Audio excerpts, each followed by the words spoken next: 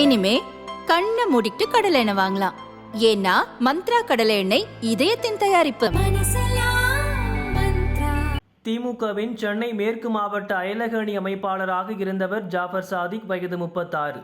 இவரை சர்வதேச போதைப்பொருள் கடத்தல் வழக்கில் 20 நாட்களுக்கும் மேலாக மத்திய போதைப்பொருள் தடுப்பு பிரிவு அதிகாரிகள் தேடி வந்தனர். தொடர்ந்து தலைமறைவாக இருந்தவரை ஜெய்ப்பூரில் வைத்து அதிகாரிகள் கைது செய்தனர். சாதிக் கைதானது பற்றி மத்திய போதைப்பொருள் தடுப்பு பிரிவு துணை டைரக்டர் ஜெனரல் ஞானேஸ்வர் சிங் பரபரப்பு தகவலை தெரிவித்தார்.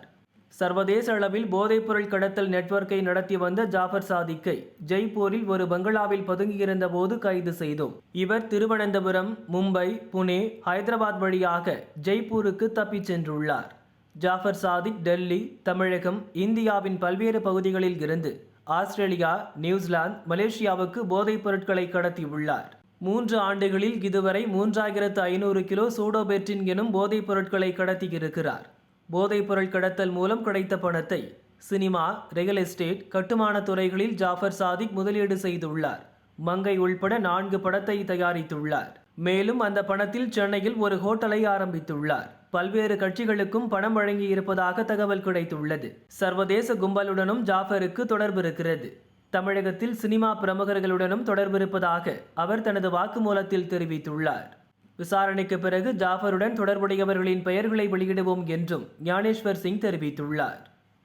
आज एनसीबी ने जफर सादिक नाम का एक सरगना जो कि इंटरनेशनल ड्रग रैकेट चला रहा था और इसका ड्रग रैकेट नई दिल्ली, तमिलनाडु और भारत की कई जगहों से मिलाकर न्यूजीलैंड, ऑस्ट्रेलिया और मलेशिया तक फैला हुआ था। इस अक्यूज ने बहुत ज्यादा पैसे कमाए थे ड्रग ट्रैफिकिंग के थ्रू और उनको फिल्म, कंस्ट्रक्शन, हॉस्पिटैलिटी आदि व्यवसायों में इन्वेस्ट किया था और इनको कवर बिजनेस के रूप में इस्तेमाल कर रहा था।